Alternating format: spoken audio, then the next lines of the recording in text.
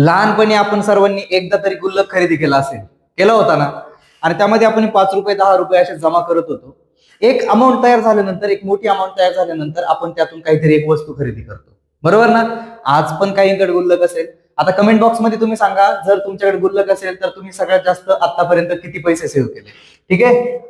आपला प्लॅन काय होता? आपला प्लॅन होता रोज 2 रुपये 5 रुपये जमा करायचे, एक अमाऊंट बनवायची, बनलेल्या अमाऊंट मधून काहीतरी वस्तू खरेदी करायची. पैशाच्या रिलेटेड प्लॅन करणे म्हणजेच फायनान्शियल प्लॅनिंग. मग ह्या चॅप्टर मध्ये आपल्याला काय बघायचंय? आपल्याला जीएसटी बघायचं आहे, टॅक्स इनव्हॉइस बघायचंय, कम्प्युटेशन बघायचंय आणि shares, mutual funds and SIP या गोष्टी शिकायच्या. ठीक आहे. तर जीएसटी म्हणजे काय? जीएसटीचा फुल फॉर्म काय? तर जीएसटी म्हणजे गुड्स अँड सर्व्हिस टॅक्स. हा जीएसटीचा फुल फॉर्म आहे, गुड्स अँड सर्व्हिस टॅक्स.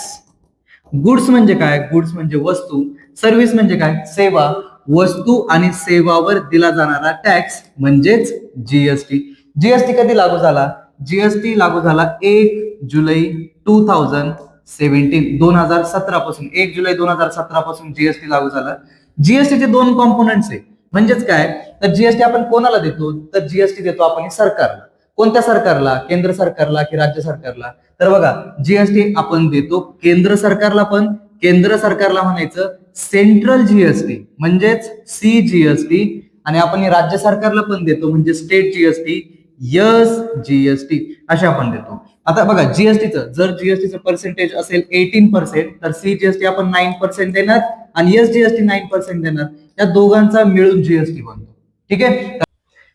एक सॅम्पल टॅक्स इनव्हॉइस दिलाय. टॅक्स इनव्हॉइस मध्ये काय काय असतं? सप्लायरचा ऍड्रेस असतो, जीएसटी आयएन नंबर असतो. जीएसटी आयएन नंबरवर बऱ्याचदा क्वेश्चन आलेला आहे की यामध्ये किती अल्फा न्यूमेरिकल्स असतात?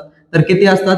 15 अल्फा न्यूमेरिकल्स असतात. काउंट करून बघा, 1 2 3 4 5 6 हे किती नंबर्स? हे काउंट करा. हे 15 नंबर आहे, 15 नंबर्स आहे. ठीक आहे. त्यामधले नंबर्स काय काय शो करतात? 27 हा स्टेट कोड असतो. ABCD 4H पर्यंत हे पॅन नंबर असतो. 1 रजिस्ट्रेशन असतं, किती रजिस्ट्रेशन येते. त्यानंतर झेड अँड 5 हे बाय डिफॉल्ट येऊन जातं. त्यानंतर इनव्हॉइस नंबर दिलाय, इनव्हॉइसची डेट दिली, त्या बिलाची डेट, आणि त्यानंतर तुम्ही काय खरेदी केलंय ते इथं दिलेलं असतं. रेट दिलेला आहे त्याची क्वांटिटी किती खरेदी केली ते इथं दिलेलं आहे. त्यानंतर टॅक्सेबल अमाऊंट. आता तुम्ही किती क्वांटिटी खरेदी करता त्यावर टॅक्सेबल अमाऊंट होऊन जातं. हे टॅक्सेबल अमाऊंट प्लस तुम्हाला सीजीएसटी आणि एसजीएसटी या दोघांची ऍडिशन, इतके पैसे तुम्हाला द्यायचे असतात. आता आपण एक कॅल्क्युलेट करून बघू. टॅक्सेबल अमाऊंट आहे 200 रुपये. इथं रेट दिलाय 2.5%, सीजीएसटी देणार आणि तितकंच तुम्ही एसजीएसटी पण देणार 2.5%. मग हे 2.5% 200चे तुम्हाला कॅल्क्युलेट करायचे आणि ते इथं लिहायचे. एवढं अमाऊंट तुम्हाला सीजीएसटी द्यायचे आणि तेच अमाऊंट तुम्हाला एसजीएसटी चे पण द्यायचे. म्हणजे टोटल जीएसटी तुम्ही किती दिला? तर टोटल जीएसटी दिला तुम्ही 5 + 5 = 10 रुपीज तुम्ही या 200 रुपीजवर जीएसटी चे दिले. म्हणजे किती रुपये दिले? 210 रुपये. ठीक आहे. त्यानंतर खाली इथं दिले बघा, टोटल अमाऊंट तुम्ही टोटल अमाऊंट किती पे केलं ते तुम्हाला इथं दिलेलं आहे. हा क्वेश्चन बघा, हा बोर्ड परीक्षेला आलेला आहे 2023 ला. यामध्ये तुम्हाला एक टॅक्स इनव्हॉइस दिलाय आणि फिल इन द ब्लँक्स असं म्हटलेलं आहे. ठीक आहे. तर यामध्ये बाकीच्या गोष्टी आता हे तर फिल नाही करायचं आपल्याला, हे ऍज इट इज दिलेलं आहे, हे फिल करायचं. बघा कसं फिल करणार आपण. पहिल्यांदा पर्सेंटेज फिल करून घेऊ आपण. आपल्याला माहिती सीजीएसटी आणि एसजीएसटी एका वस्तूसाठी त्यांचं जे पर्सेंटेज आहे ते फिक्स असतं, बरोबर आहे की नाही. मग सीजीएसटी तर 2.5 आहे, इथे पण 2.5 असणार.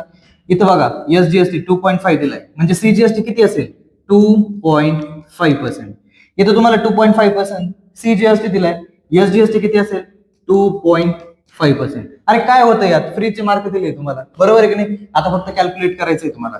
हे 2.5% ऑफ 20 हे कॅल्क्युलेट करायचंय. कॅल्क्युलेट कसं करतो बघा, एक कॅल्क्युलेशन मी करून देतो, बाकीचे मग तुम्ही करू शकता. 2.5% काढायचंय. ते 2.5% कसं काढणार? 2.5 लिहायचं, पर्सेंटेज म्हणजे त्याला डिवाइड करायचं 100. कोणत्या अमाऊंटवर तुम्हाला पर्सेंटेज काढायचंय? टॅक्सेबल अमाऊंटवर. किती अमाऊंट? 20. त्या 20 ने तिथं मल्टिप्लाय करा. हा 0 आणि 0 कॅन्सल. 2 5 जा 10. 5 ने जर डिवाइड केलं तर तुमचं उत्तर येईल 0.5. आलं. हा तुम्हाला द्यायचा आहे सीजीएसटी 0.5. जर तुम्ही सीजीएसटी 0.5 देता तर एसजीएसटी किती द्याल? 0.5%. ठीक आहे. ऍज इट इज तुम्ही 10 रुपयाचे 2.5% फाइंड करा, तुमचं अमाऊंट येईल 0.25 रुपीज. सेम एसजीएसटी असेल 0.25. त्यानंतर तुम्ही आता इथं बघा, इथं तुम्हाला टॅक्सेबल अमाऊंट पण लिहायचंय. तर क्वांटिटी तुम्ही मसाला डोसाची क्वांटिटी तुम्ही घेतली 2 आणि रेट आहे 60 रुपीज. ठीक आहे, एका युनिटसाठी तुम्ही 60 रुपये देताय. 2 युनिटसाठी किती द्या? 6 दुने 12, 120 रुपये. 120 रुपयाचे तुम्हाला 2.5% काढायचे. कॅल्क्युलेट करून बघा किती येते तुमचं उत्तर. 3 रुपये. तुम्ही 3 रुपये सीजीएसटी आणि 3 रुपये एसजीएसटी चे दिले. त्यानंतर तुम्हाला काय करायचं, इथं बघा, इथं तुम्हाला टोटल अमाऊंट लिहायचंय. टोटल अमाऊंट लिहायचं, टॅक्सेबल अमाऊंट. टॅक्सेबल अमाऊंटचं टोटल करून लिहा. 0.00 ऍज इट इज राहील. 000 2 + 1 + 2 = 5. 150. ठीक आहे, 150 रुपये टॅक्सेबल अमाऊंटचे टोटल आहे. त्यानंतर तुम्हाला सीजीएसटीचं टोटल फाइंड करायचे. पर्सेंटेजचे टोटल काढायचे नाही, तुम्हाला फक्त अमाऊंटचं टोटल काढायचंय. ठीक आहे, ऍडिशन करू. पॉईंट नंतर इथं 2 डिजिट आहे, इथे 2 बनवू आणि इथे पॉईंट नंतर 2 डिजिट बनवू. ठीक आहे, पॉईंटची ऍडिशन, पॉईंटच्या त्या बाजूला 0 + 5 + 0 = 5. 5 + 2 = 7. 3 + 0 3.75. जर सीजीएसटी चे टोटल 3.75 आहे तर एसजीएसटी किती असेल? 3.75. ठीक आहे, आणि लास्टला तुम्हाला ग्रँड टोटल विचारली आहे. ग्रँड टोटल म्हणजे काय? टॅक्सेबल अमाऊंटची टोटल प्लस सीजीएसटी ची टोटल प्लस एसजीएसटी ची टोटल. 3.75 प्लस 3.75 या दोघांची ऍडिशन करा आणि ती 150 मध्ये ऍड करा. 3.75 प्लस 3.75 या दोघांची addition. 5 + 5 10. 7 + 7 = 14 + 1 = 15. 1 carry. Point. 3 + 3 + 1 = 7. 7.50. 7.50 plus 150 is equal to 157.50 ही झाली तुमची ग्रँड टोटल. एक्झाम्पल बघा, पवन मेडिकल सप्लायज मेडिसिन. पवन मेडिकल काय करतं? मेडिसिनची सप्लाय करतो. आणि पुढे काय दिलंय आपल्याला? ऑन सम मेडिसिन्स, काही मेडिसिन्स वर the rate of GST is 12%. Rate of GST दिलाय 12%. Then what is the rate of CGST आणि एसजीएसटी? काहीच नाही या क्वेश्चन मध्ये. काय करायचंय तुम्हाला? गिवन लिहून घ्यायचं. गिवन काय दिले तुम्हाला? गिवन तुम्हाला जीएसटी चे रेट दिले, लिहा मग इथं. Rate of GST is equal to किती दिलं? जीएसटीचं रेट इज इक्वल टू 12%.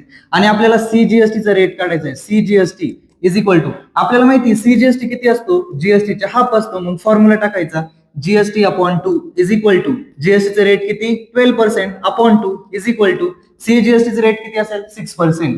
ठीक आहे, खाली लिहायचं rate of CGST is equal to rate of SGST.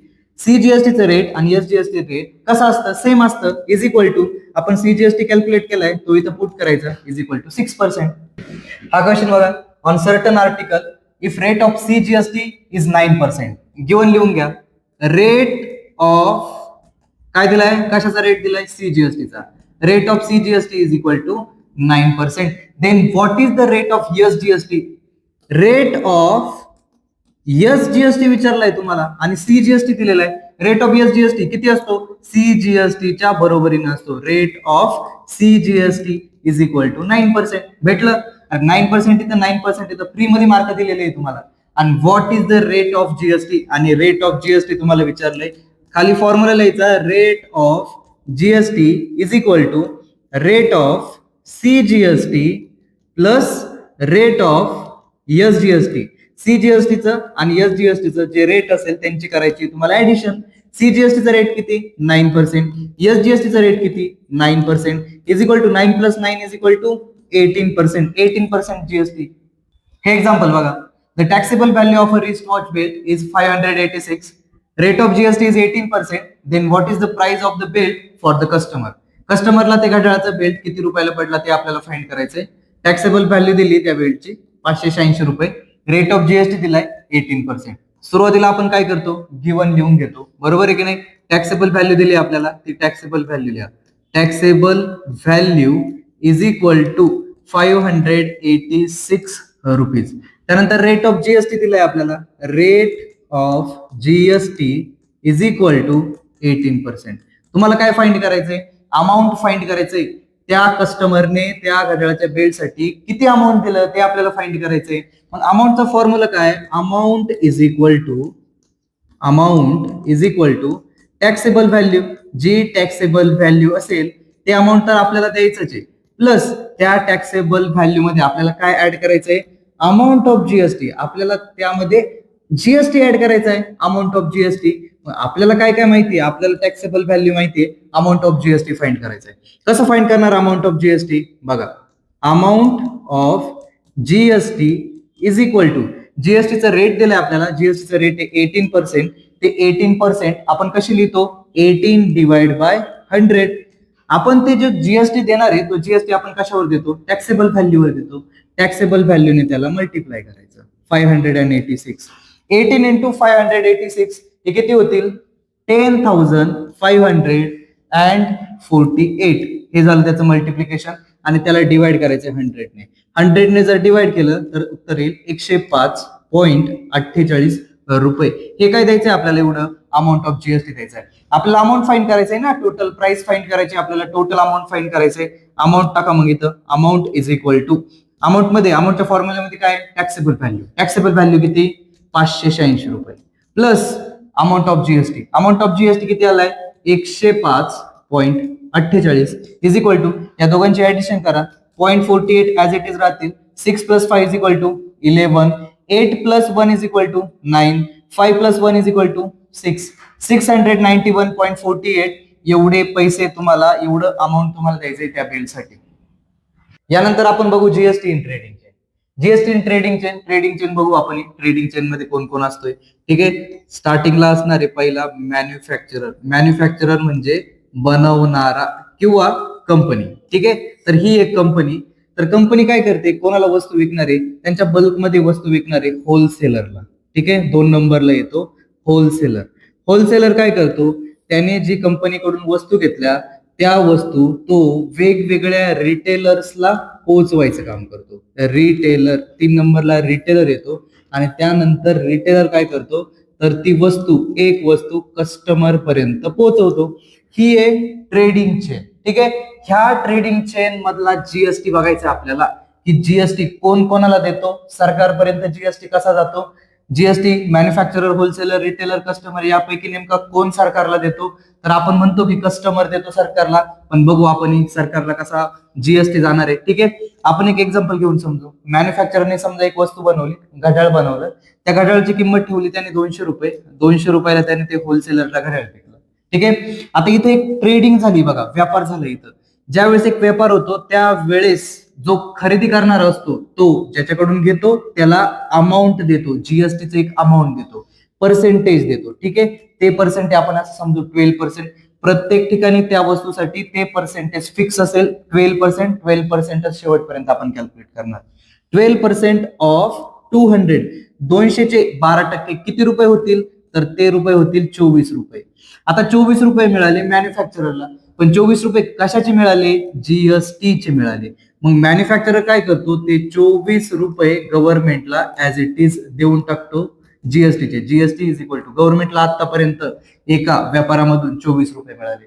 Wholesaler ते घड्याळ घेतल्यानंतर, ती वस्तू घेतल्यानंतर रिटेलरला विकतो विथ प्रॉफिट. आपण असं समजू की 300 रुपयाला त्याने ते रिटेलरला घड्याळ विकलं. रिटेलर त्या वस्तूवर 12% देणार. 12% ऑफ 300 किती रुपये होतील, 36 रुपये. हे 36 रुपये रिटेलरने होलसेलरला दिले. होलसेलर ज्या वेळेस आता गव्हर्नमेंटला देणार आहे, गव्हर्नमेंटला असं सांगणार की मी आधीच जीएसटीचे 24 रुपये दिले, आता मला 36 रुपये जे मिळाले त्या 36 रुपयामधून मी माझे 24 रुपये काढून घेतो आणि उरलेले जे 12 रुपये तेच तुम्हाला देतो, ठीक आहे. मग उरलेले 12 रुपये हे जीएसटीचे गव्हर्नमेंटला जातील. आता रिटेलर काय करतो, ज्या वेळेस ते कस्टमरला घड्याळ विकायचे विथ प्रॉफिट तो 400 रुपयाला विकतो. कस्टमर त्यावर पण जीएसटी देणार आहे. 12% ऑफ 400 किती रुपये होतील, तर ते रुपये होतील 48 रुपीज. रिटेलर ज्या वेळेस गव्हर्नमेंटला देतो, सेम होलसेलरनी जशी सबट्रॅक्शन केली होती त्याच पद्धतीनं जे अमाऊंट मिळाले त्याला जीएसटीचं 48 रुपीज, त्या रुपयामधून त्याने आधीच जे जीएसटीचे पैसे दिलेले 36 रुपये ते तो काढून घेतो आणि उरलेले जे अमाऊंट आहे 12 रुपये तेच गव्हर्नमेंटला देतो, ठीक आहे. आता बघा, कस्टमरने वस्तू कोणी वापरली, कस्टमरने. या तिघांपैकी कोणी वस्तू वापरली का, रिटेलरने, होलसेलरने, मॅन्युफॅक्चररने, नाही. कस्टमरनेच वस्तू वापरली, ज्याने वस्तू वापरली त्यानेच टॅक्स दिला पाहिजे. कस्टमरने 48 रुपये टॅक्स दिलाय, पण इनडायरेक्टली टॅक्स म्हणजे कस्टमरने टॅक्स कोणाला दिला? रिटेलरला. गव्हर्नमेंटला दिला का? नाही. मग कस्टमरने गव्हर्नमेंटला टॅक्स दिलाय का? तर हो, कस्टमरच गव्हर्नमेंटला टॅक्स देतो. रिटेलर, होलसेलर, मॅन्युफॅक्चरर हे इनडायरेक्टली टॅक्स देतात, पण कस्टमरचा टॅक्स देतात. आता कस्टमरचा टॅक्स कसा गेला बघा. हे जे 48 रुपये मिळाले यांचे ऍडिशन करून बघा तुम्ही. 24 plus 12 plus 12 is equal to किती झाले? 48. 48 रुपये. आणि हे 48 रुपये कस्टमर कडून मिळाले. ठीक आहे. तर अशा पद्धतीने जीएसटी इन ट्रेडिंगचे. आता यामध्ये आपल्याला काही कन्सेप्ट समजून घ्यायचे आहे. ही जी सबट्रॅक्शन आहे, ही सबट्रॅक्शन म्हणजे नक्की काय? ठीक आहे. आता हे जे पैसे, हे पैसे नक्की होलसेलर साठी काय आहे, मॅन्युफॅक्चरर साठी काय आहे, हे आपल्याला समजून घ्यायचं. आपण होलसेलर साठी समजून घेऊ. होलसेलरने ज्या वेळेस एक वस्तू खरेदी केली, वस्तू खरेदी केल्यानंतर जो टॅक्स दिला त्या टॅक्सला म्हणायचं ह्या 24 रुपयाला होलसेलर साठी तो आहे इनपुट टॅक्स. ज्या वेळेस वस्तू खरेदी करतो आणि दुसऱ्याला टॅक्स देतो त्या टॅक्सला म्हणायचं इनपुट टॅक्स. आता होलसेलर साठी बघा, ती वस्तू त्याने विकली, विकल्यानंतर रिटेलर कडून 36 रुपीज काहीतरी एक अमाऊंट कलेक्ट केली, जीएसटीचे पैसे कलेक्ट केले. वस्तू विकायच्या टाइमला at the time of sale GST collected, ते कलेक्टेड जीएसटी जो असणार आहे त्याला म्हणायचं आउटपुट टॅक्स. ठीक आहे. आता इथं आपण काय केलंय, इथं आपण आउटपुट टॅक्स मधून इनपुट टॅक्स हा मायनस केला आणि रिमेनिंग पैसे आपण आपल्याकडे ठेवले की नाही. आता आपण पैसे किती ठेवले? 24 रुपये आपल्याकडे ठेवले, 12 रुपये आपण जीएसटीचे दिले. हे जे 24 रुपये आपण आपल्याकडे जे ठेवले ना त्याला म्हणायचं आयटीसी. ठीक आहे. आणि हे जे 12 रुपये, या 12 रुपयाला म्हणायचं टॅक्स पेएबल. तेवढेच पैसे आपण पे करणार, म्हणजेच टॅक्स पेएबल किंवा जीएसटी पेएबल. रिटेलरसाठी सेम असेल बघा. रिटेलरने वस्तू खरेदी केली, त्याने किती रुपये दिले? 36 रुपये. हे 36 रुपये रिटेलरसाठी इनपुट टॅक्स असतील. ज्यावेळेस तीच वस्तू विकली, टॅक्स कलेक्ट केला, हे जे 48 रुपये कलेक्ट केलेले पैसे त्याला म्हणायचं आउटपुट टॅक्स. ज्या वेळेस गव्हर्नमेंटला पैसे दिले, ही जी सबट्रॅक्शन आहे, हे पैसे 12 रुपये जीएसटी पेएबल असतील, 36 रुपये रिटेलरकडे ठेवले, हे 36 रुपये असतील आयटीसी. ठीक आहे. आता यावर एक्झाम्पल बघू आपण. हे एक्झाम्पल दिले बघा. हे एक्झाम्पल मध्ये काय दिलंय? Chetna store paid total GST of 1,05,000 at the time of purchase and collected GST 1,22,500 at the time of sale during 1st of July 2017 to 31st July 2027. 27 नसेल इथं 2070 असेल. Find the GST payable by Chetna store. ठीक आहे. आपल्याला काय find करायचंय? GST payable find करायचंय चेतना store.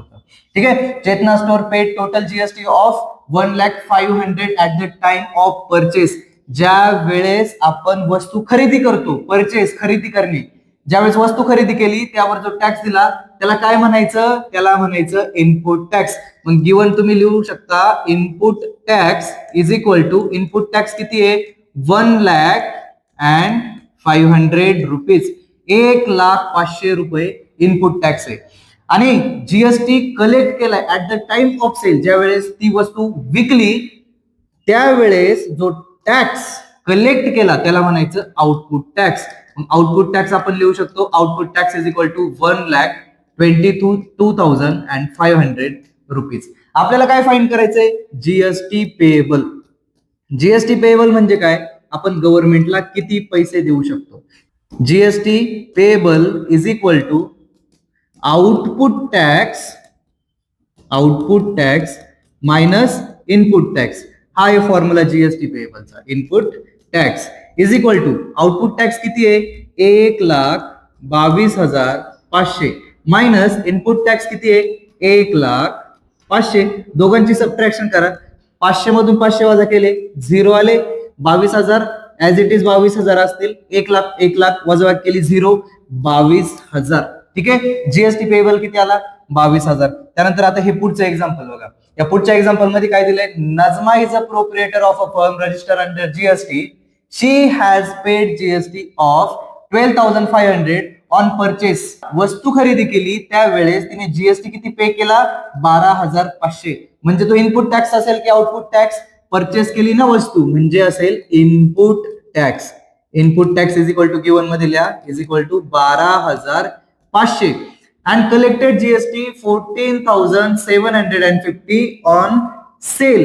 ज्या वेळेस ती वस्तू विकली त्यावेळेस कलेक्ट किती केला जीएसटी? 14,750 म्हणजे तो आउटपुट टॅक्स असेल. Output tax is equal to 14,750. What is the amount of ITC? ITC म्हणजे काय? तर आयटीसी म्हणजे ज्यावेळेस गव्हर्नमेंटला आपण पैसे देतो, आपण आपल्याकडे किती पैसे ठेवतो त्याला म्हणायचं आयटीसी. अजून काय फाईंड करायचंय? GST payable. जीएसटी पेएबलचा formula output tax minus input tax is equal to question mark. आधी आपण आयटीसी फाइंड करू. आयटीसी इज इक्वल टू आपण आपल्याकडे किती पैसे ठेवणार आहे? जितका इनपुट टॅक्स असेल. ठीक आहे, मग आयटीसी इज इक्वल टू लिहायचं ITC is equal to input tax is equal to 12,500 rupees. हा असेल आयटीसी. त्यानंतर जीएसटी पेएबल. जीएसटी पेएबलचा फॉर्म्युला पुट करा. GST payable is equal to output tax minus input tax. Value put करा is equal to output tax is equal to 14,750 minus input tax 12,750 12,500. ठीक आहे, 12,500 इथं put करा. 12,500 इज इक्वल टू दोघांची subtraction किती होईल? 750 minus 500 is equal to 250. 14 minus 12 is equal to 2,250 rupees. 2,250 इतका आपण जीएसटी पे करणार. ठीक आहे,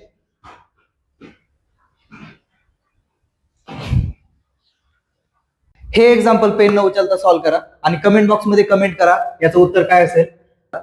हा पार्ट फर्स्ट होता. पार्ट सेकंड मध्ये आपण शेअर्स म्युच्युअल फंड्स हे बघणार आहे.